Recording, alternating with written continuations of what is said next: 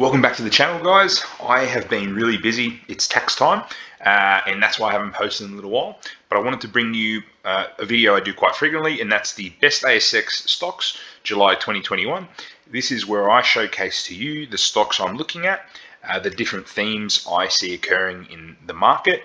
Obviously, this is totally just my opinion because I'm not a financial professional, but basically I try to talk you through what goes on in my head, how I invest, and then show you some stocks that I am looking at the moment that to me seem like, you know, there's something going on with them. Not always will it be the perfect time to buy because obviously no one can possibly know that, but these are the kind of things that me personally that I'm looking to buy. Obviously they may not suit what you're doing, but let's get into today's content. So the theme of the month, guys, globally, so we've got bond yields have kind of reversed the course they were going. Not completely, they're still up significantly from the lows, but I guess the whole massive increase in the 10-year yield has kind of tapered back a little bit. And in Australia, probably the theme we're seeing at the moment is the Delta variant and lockdowns. And this could potentially become a global issue as well, but these are the types of things I'm seeing at the moment that may impact, will definitely do impact the stock market. So what's going on? In Sydney, we've got the lockdown and Delta variant. Guys, before I keep going, if you just want to skip through to the actual stocks that I look at, please go for it. But this kind of lays the information and how I see and why I look at those stocks in particular, right? So there are timestamps below where you can click. But otherwise, yeah, we've got Sydney lockdowns and the Delta variant. We've got a global resurgence of new COVID cases. And worries around it derailing the global economic recovery. Now, this, in my view, is probably maybe overstated purely because, you know, vaccination rates in most of the world, except for Australia, have really started to climb. And if you include that on top of people having already had COVID, then, you know, there's probably some places, obviously I'm no expert in this, but there's probably a lot of places that are nearing or have hit herd immunity or are very close to it at the very least. So there's obviously some countries that are suffering as well, but, you know, as in fact, to become a global impact like it was, you know, last year, I don't know if that's the sort of impact we're looking, but it definitely could cause a pullback in the markets. Bond yields in the USA and globally are pulling back. Inflation worries seem to have pulled back a little bit, guys, but there is still some backwards and forwards. You know, some days value stocks do well, other days growth stocks do well. If you want more on this discussion, I've got many videos where I go through this in, you know, what's happening in the markets and in the previous few best stocks editions. And growth seems to have had a small recovery and has dropped back again since my last video. So why the change in bond yields? Generally speaking, central banks are becoming less dovish, right? But still, they're very much willing to provide easing money, right? So they're not super hawkish, but on top of that, then a little bit dovish as well still. So they're kind of in the middle. They're in that phase of, okay, so when do we start pulling back this easing money?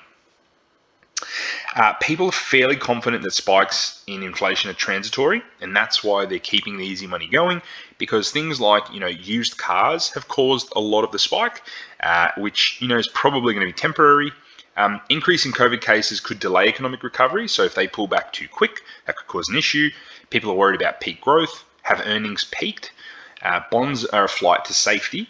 Increased demand means the yields go lower, so the inverse relationship. So that's why this occurs.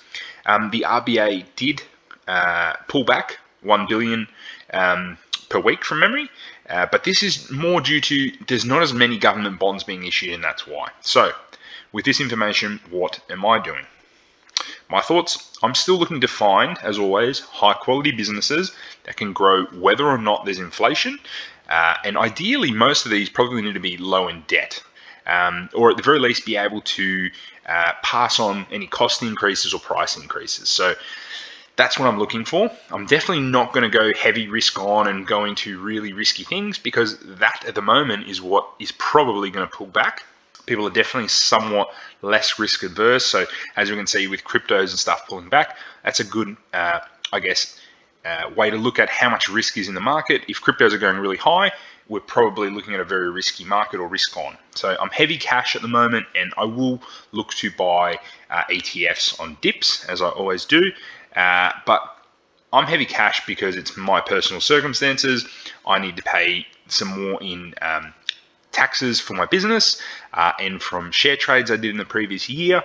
And I'm also wanting to buy a house in the next 12, maybe-ish months. We'll see how things go, how the market goes. But I want to buy something substantial, so I need a decent amount of cash. So other things on my mind, once Australia has hit high vaccination rates, how will travel be affected? Will domestic travel remain strong? Will we focus on international travel? So these are the things I'm looking at to find ideas. What will the impact be to the local economy? Will we have lots of people leave Australia and go to Greece, Italy, Hong Kong? We've got a lot of local residents. My dad's Greek. He will want to go to Greece very quickly as soon as he can.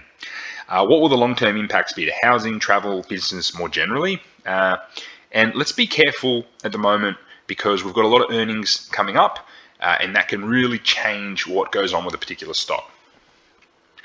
But let's get into interesting mid and large caps. Okay, so I've kind of split into large and smaller businesses here. The first business I've been looking at is Select Harvest, ASX ticker SHV. So what do? They engage in the processing, packaging, marketing, and distribution of edible nuts, dried fruits, seeds, and a range of natural health foods. The company operates the food division and almond division segments. They're a very heavy almond business, guys. So they're currently trading at $7.28, and as you can see, they've nearly hit $15 odd back quite a while ago, and it's approaching its 52-week high, and it's definitely back in a bit of an uptrend after being a low, probably in the last. It looks like it was probably started when the drought occurred, the last drought. So obviously less of a drought now, doing better. It's got a market cap of 875 million, and let's get into why I like this business. They've just reported a bumper almond crop volume, and obviously more almonds they have, the more they can sell, the more they make. There's been strong demand, and yeah, the crop was up over 20% on prior year. It's an exceptionally strong market at the moment with demand growing across the world, particularly in India, Europe, China. And then on top of that, you've got growing demand and then reducing supply from California, who is the biggest producer of almonds. So drought in California continues to benefit Select Harvest as the supply has pushed almond prices up 5 to 10% just in the last few months. And it looks like that drought is getting worse for California. So this will likely occur for at least a few more years, or at the very least another year. This year, definitely. Select Harvest CEO Paul Thompson said demand for almonds, both in their natural form and as a value-added food ingredient in products such as plant-based milks and yogurts, continues to grow. So remember the big boom also in almond milk as well, almond yogurt and things like that.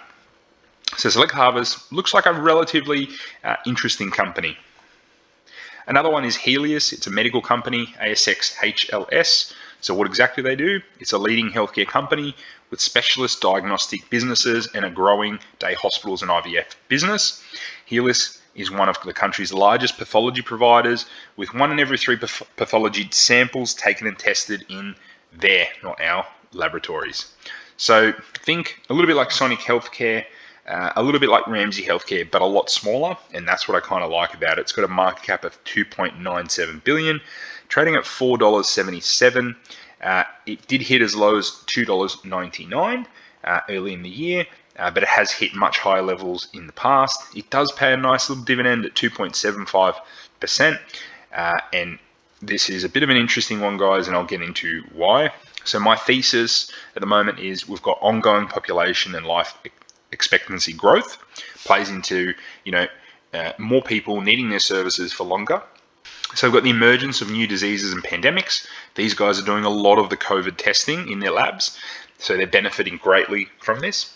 Private health insurers and governments are looking all the time for more cost-efficient methods of surgery and healthcare delivery, and these guys are at the forefront of that, being a business that is aggregating a lot of that and making it more efficient.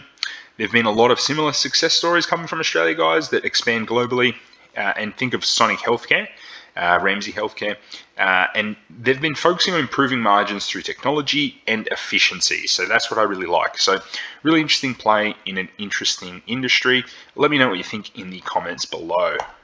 So the next one is a bit of a boring one, but an old favorite in Australia, Transurban, ASX ticker TCL. So they're a toll road operator, guys, one of the biggest in the world now. They operate in Australia and North America, and they have 13 roads in the Australian portfolio and 3 in the USA. Transurban's currently trading at $14.61. It's got a market cap of $159 billion. I have to double check that. Didn't even realize it was that high, but this is what Yahoo Finance is saying. Pays a dividend yield of 2.95 billion, and it is kind of almost at its 52-week high of $15.64. But as you can see, this stock since the mid-90s has been slowly ever since then trending in an upwards direction.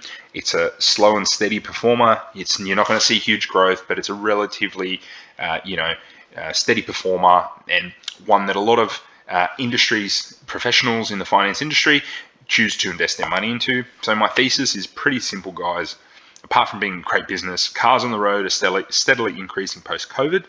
And this is an example of a quality company that I'm looking at, right? Cars on the road are increasing.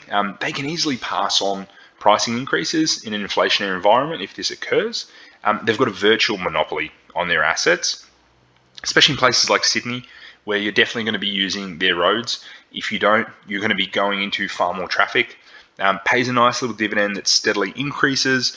And overall, it's a high quality business and heaps of institutional ownership, which is really good to see because obviously that promotes a lot of confidence. If you see something a lot of retail exposure, not institutional, that's the stuff that tends to move up and down really, really quickly. So here's some more interesting high risk or small caps. So these are much smaller businesses where I'd be looking at investing far less into smaller positions. First one is Raiz, ASX ticker RZI. A lot of you may already be using Raiz.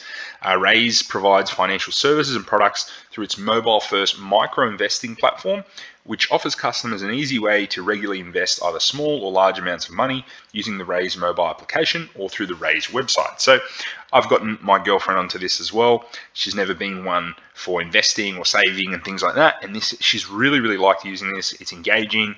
People become more financial literate, and it actually opens the door to more and more investing. And that's why I like this stock. It's currently trading at $1.69, definitely on the higher end of what it's traded. It has traded as high as $2.20. It's got a market cap of 138 million here. I'm not 100% sure. It seems like Yahoo Finance is doing some weird numbers here on some of these, and I'll just double check that figure. But yeah, it's traded. It traded sideways for quite some time, and it now seems to finally be finding its feet. I find a lot of stocks like this, like similar to Wiser. Wiser just seems to be range bound for so long. It's kind of broken through. Seems like Raiz has done that as well. My thesis on this, guys, it's currently a really small market cap, but a big opportunity with a large addressable market. So this showing that they can already expand overseas, and it is a big market because they're in Australia, Malaysia, Indonesia, and Thailand and Vietnam are coming next on their list. So in the past 12 months, funds under management, or FUM, has grown 76.3%. It's currently at 800 million, but it's approaching 1 billion really, really fast. Recurring revenue will become a snowball as the number of users increases, as does its percent of fund under management. So the bigger they get, the more money they get. The more people they get, the more recurring revenue they get. And that increased 97%, the number of customers this year. So, over the next few years, as more and more of those pay more fees, they're making more and more money. They're also introducing a whole range of products. So once they've got a customer, there's other products they can offer them. So they've got ethical, responsible investing options and superannuation. Superannuation may become a nice little boom for them because obviously, everyone in Australia has that. And, even if a small percentage of people decide to put their money there, it could become a really, really big part of their earnings. And they just put through a price increase, and it seems like they're able to easily pass on price increases while growing customers. So really interesting stock, small, riskier, but definitely potentially some opportunity there. I'm going to definitely be looking at it for my portfolio. Playside Studios is the next one. So I haven't actually put that there. It's Playside, ASX ticker. Let's just get it quickly for you. So Playside Studios, ASX ticker PLY. What do? It's an independent video game developer, including self-published games based on original intellectual property and games developed in collaboration with major Hollywood studios such as Disney, Warner Brothers, Nickelodeon. Playside has a team of over 70 games creators and other staff. Its portfolio consists of 52 titles delivered across 4 platforms: mobile, virtual reality, augmented reality, and PC. So it's a gaming company. It's currently trading at 31 cents. It did get as high as 49 cents, but this is one of those stocks that, boomed during the IPO and then tapered back a little bit, which is pretty normal. Whether or not that keeps going, not 100% sure. It's still early days. But it may have found its base, not sure. I believe its market cap is lower than 113 million. I believe it's like in the 30 odd million mark, potentially as high as 70. I've seen a few different things, so at the moment I haven't got the exact market cap for you, but it's small. It's a small business. So why am I looking at it? So we're trying to get something in demand in the gaming industry at a very early stage. It's quite risky. Post-IPO hype seems to be settling, but there may still be some downside here. They appear to have great game titles, so go and check out the game titles. I'll plan to do a video on these guys because I think people will like them. And they've got collaborations and licensing agreements, and they've got a good mix of their own IP, and the work they do for others. It's a founder-led business, which I like to see. They've got plenty of cash to keep it going after the IPO and expanding, and overall, whether or not these guys do well would depend on 2 things: the content they produce, so the game titles, and how they control their costs. So if they don't control their costs well and still produce good game titles, it'll be a disaster. If they don't make good game titles, regardless of the cost controls, it'll be a disaster. So these 2 things are what needs to occur. So you need to put a lot of faith in the management team, the industry, and the game creators. So a little bit of a risk, but I think the upside is potentially really, really high on this. But definitely have a look into it for yourself. So that's it for today, guys. I hope you've enjoyed the video. I will be releasing more content more regularly now that I'm a little less busy. But yeah, I really enjoy doing these videos. I actually have another YouTube channel as well, which is why it's kind of hard to produce for both, as well as running a business. But yeah, I appreciate you following me, and let me know what you thought of this video in the comments below. Cheers, guys.